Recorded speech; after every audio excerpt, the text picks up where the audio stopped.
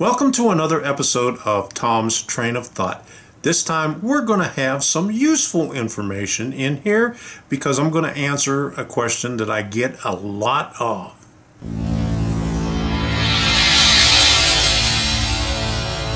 Hi, I'm Tom Kovichak and this is Tom's Trains and Things. I get a lot of questions about track.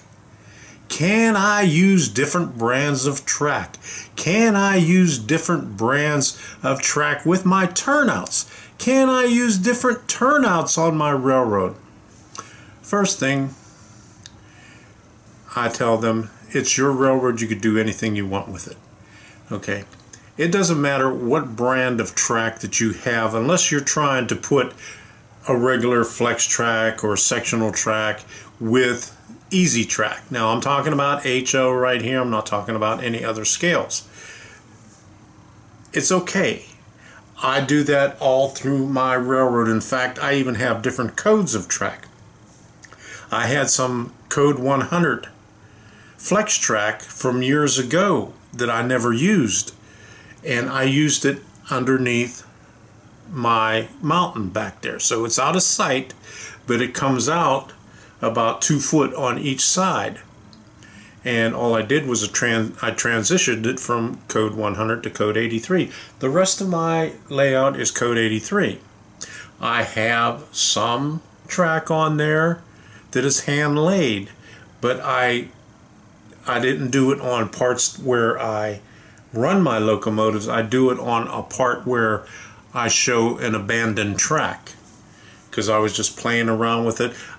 Years ago, I bought a whole bundle of code 83 rusted track, and I needed to use it, some of it up someplace. I still have a lot of it. I think I used one piece of it, and I had a bunch of ties that I had to use up too.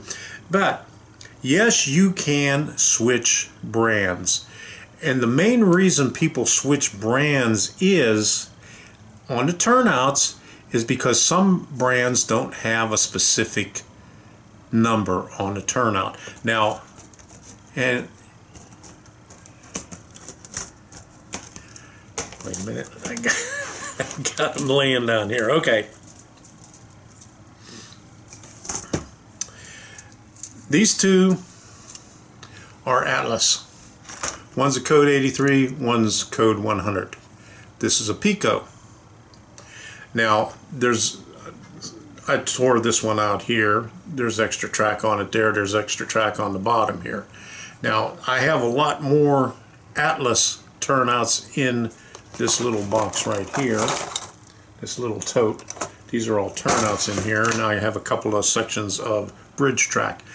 But the reason that I have a lot of Atlas in here is because I replaced them with the Pico. I started out with Pico, and then I came across a bunch of Atlas track, and I bought that and I put it in, and it just didn't work out very well. So I tore them out and replaced them with Atlas. Now there are I replaced them with Pico. Now there's some places where I had Pico that I tore them out, and that's a section back here that I tore out completely. That's the only place where I had Pico that I tore the Pico out.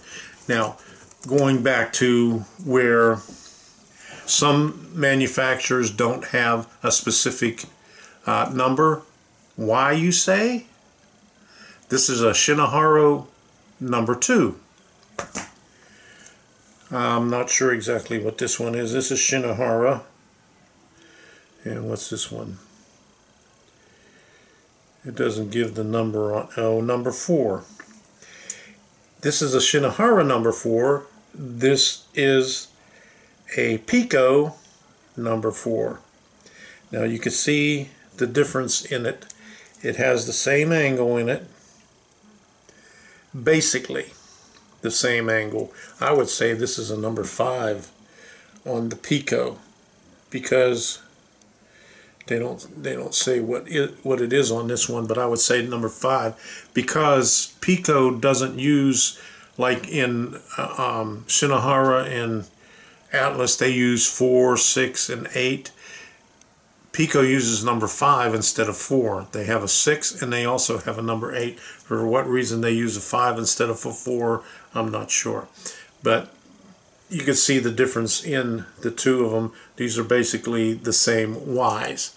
Now, I have some curved track and curved turnouts, and I use a lot of curved turnouts on my layout because it saves space.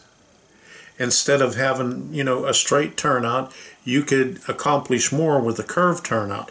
Now, again, this is Shinohara and this is Pico. They have different radii. They have different radii, and you could see that they are completely different on there. The radius is completely different, and they're not marked on here. But if I go back in the catalog, I probably could figure it out. I think this is 26 and 24, and this one is 24 and 22. But you see, you could interchange these on your layout, but the reason why I have different brands on there is because Pico doesn't have this size, and Shinohara doesn't have this size. Now, I have two different sizes of the Shinohara, and I have two different sizes of the Pico. I'm not exactly sure how many they have, but I've only used two different sizes on that. I've only used two different sizes on the Shinohara. As far as straight track, you have the flex track, which everybody knows is the 3-foot stuff. And let me grab a piece of it here.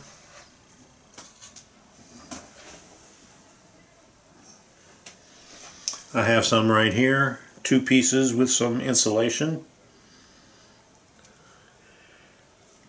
And there's sectional track, which usually comes in 9, 6, 3, 1 inch, whatever they sell it in. And then you have bridge track, which bridge track has a different kind of tie, and the tie spacing is even closer than on a conventional rail. You can see the difference on there. You also can see the difference in the tie spacing on the Atlas and the Pico. The Pico is closer together, and I think the Pico, because it's made in England, go by the European standards instead of the American standards. Their tie spacing is closer, and the way they're attached, the way the rail is attached to the tie is a little bit different on the Pico than it is on the Atlas. The Pico looks more realistic because it shows the tie plate on there. I don't know if you can get real close on that, if it'll focus on there. But on the Atlas, it doesn't have the tie plate. It just shows the tie, or the spike.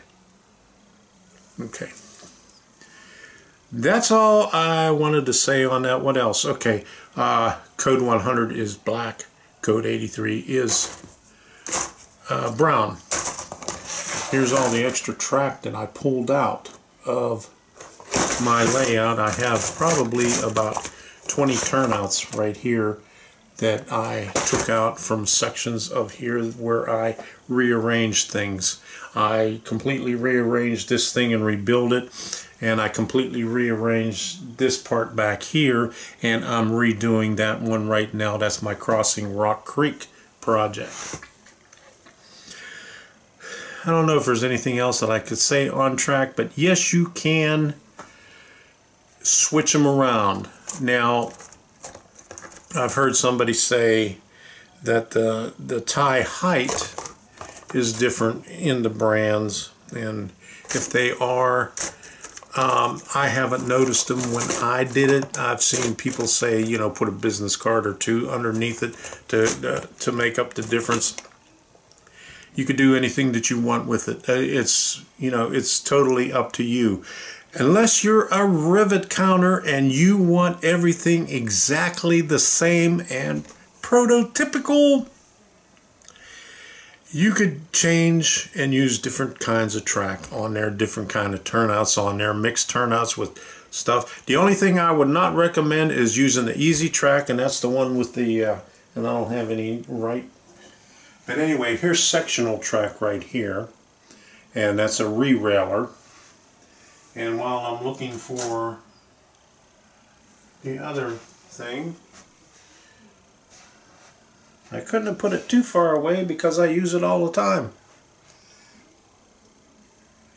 But anyway, you know what Easy Track looks like. It's made by Bachmann. It comes in black and it comes in gray. Kato makes it also. I don't know if there's any other brands that makes it, but they, you know, they also make it too. So, yes, you can change the track. You can use different brands. In the track, you could use different brands. In the turnouts, you could do anything that you want to. Let's talk about something that I just got. Oh yeah, Iowa Scaled Engineering. This is a DCC decoder shield for the Arduino, and I haven't opened it up yet, but I'm going to have to try that out. But I got about 2 weeks left before we head out, so I'll see if I can get that in before I leave. I got a couple other things to do, and I also got one more of the servo turnout. I think this one was, yeah, $14. It's marked right there. They are not making these anymore, so if you want to get these, go ahead and do it. And I noticed that I think they were selling the base at one time by itself, but they said call for information now, so they might be just doing it on special order now. But they want, I think it's like $3 for just the servo part and $4 for this part here where the board goes. That is the cheapest servo mount that I've found so far at Iowa Scaled Engineering. It's 3D, you know, it's made with it looks like it was made with a 3D printer, and it's pretty good quality. So if you're looking for it, I mean, that's the place to go to get them. And you know, they probably want, you know, you to buy 100 of them before they'll do them or whatever. I'm not sure, but you know, a lot of times when somebody makes something, they want a big order for them to make it. So, but these are the best servo mounts for under the layout that I found the cheapest. They're $3. But now, like I said, they want you to call them, I guess, to order them anyway. That's it. That's all I got in. I think so. I got so many things in this past week. Oh yeah, I got this thing in here. Now this is one of the things that I said that I was going to talk about. That goes with this thing right here, this GPIO shield. I was talking about operating servos.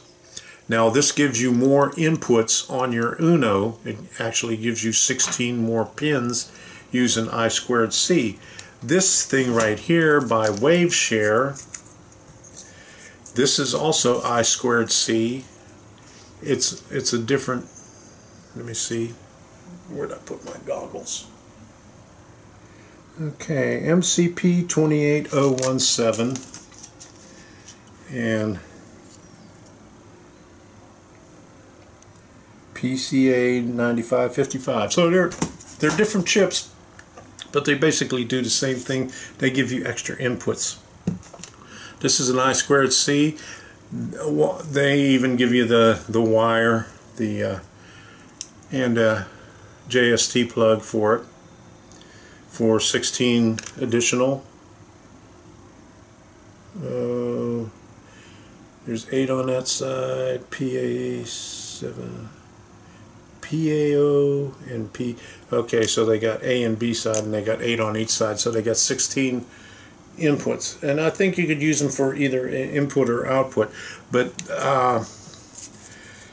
if you're using the servos for operating your turnouts, and you're doing it with the Arduino, and I have to warn you, you'll have to have an external power supply because the Arduino cannot run more than one servo, and you got to be careful with the servo also. You're just using one, but anyway, this has a 2 terminals on there for an external power supply, and it has jumpers on there, so you could use just the external power supply for these pins up here for the inputs.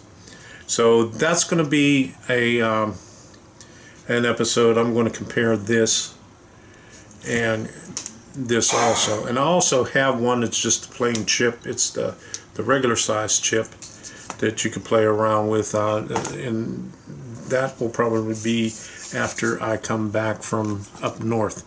But anyway, turnouts and stuff. Yes, you can. Yes, you can switch them. Pun intended. So, by the time you see this, I'm going to be on my way back from Deland, Florida, because this weekend we're driving up early Saturday, going to the train show in Deland, going to stay the night in Daytona, and the best place that we can get was Daytona Airport, and it's right by the Speedway, so I might take a couple of pictures over there. But and then we're heading back Sunday unless we find something else to do. So I'll have some goodies from Deland, I hope, and some good video from Deland. Until the next time, we'll see ya.